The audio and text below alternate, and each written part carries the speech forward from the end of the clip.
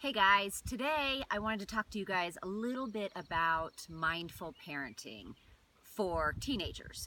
My son just turned 14 a couple of weeks ago, so that's where my head is, and that's what I've been talking a lot about on Get Grounded for Facebook. So I thought I'd do a quick video about the control battle that happens between teens and their parents. If your teen is anything like my teen, they are desperate to get the last word. My teen has always been that way, but it has certainly ramped up since he became a teenager. And believe it or not, even in the last couple weeks, I've seen an increase in him needing to get that last word.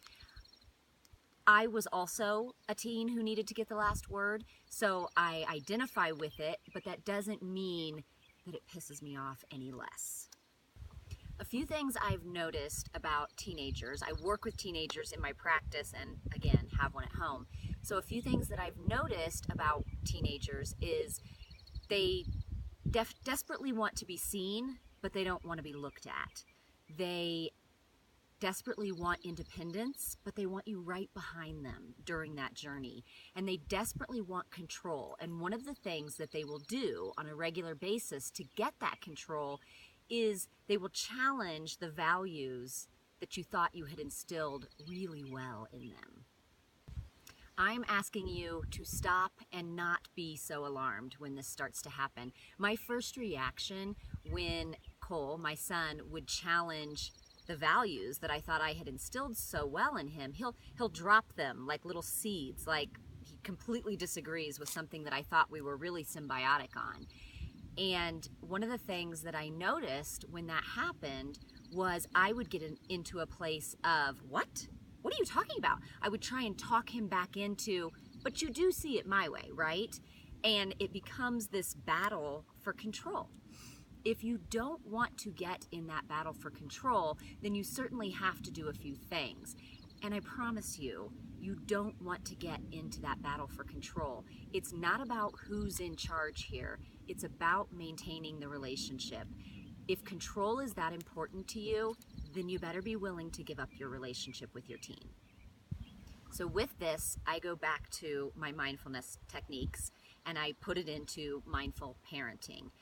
I stop and I think, where am I right now? Am I in a place of ego?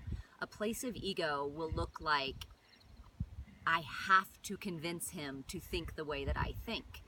And that's not my goal. I want to raise free thinkers. Do I want their values to be the same as mine? Yeah, I kind of do.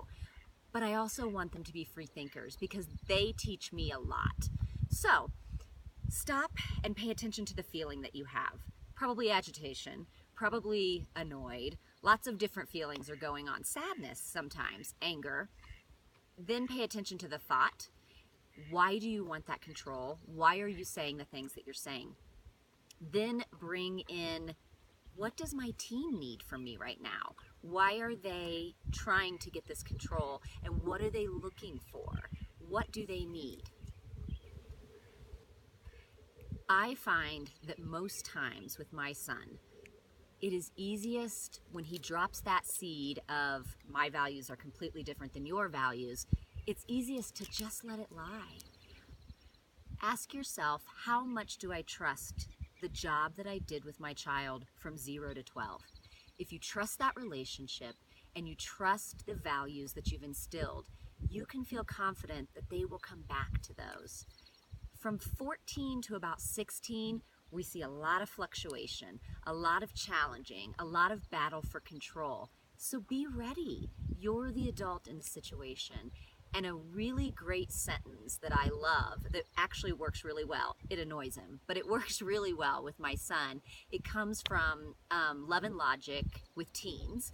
If you haven't picked up that book, it's really a great one. The sentence that I love to use with my teen is, I love you too much to argue. That shuts me down and it shuts him down. Our teens really need love, even when they're assholes. They need love. So I continuously remind myself to love my son through it. The more he comes at me, the stronger he gets, the more seeds he drops, the more challenges I face. I love him through it. Thanks, you guys. Have a great 4th of July weekend, and I'll see you soon.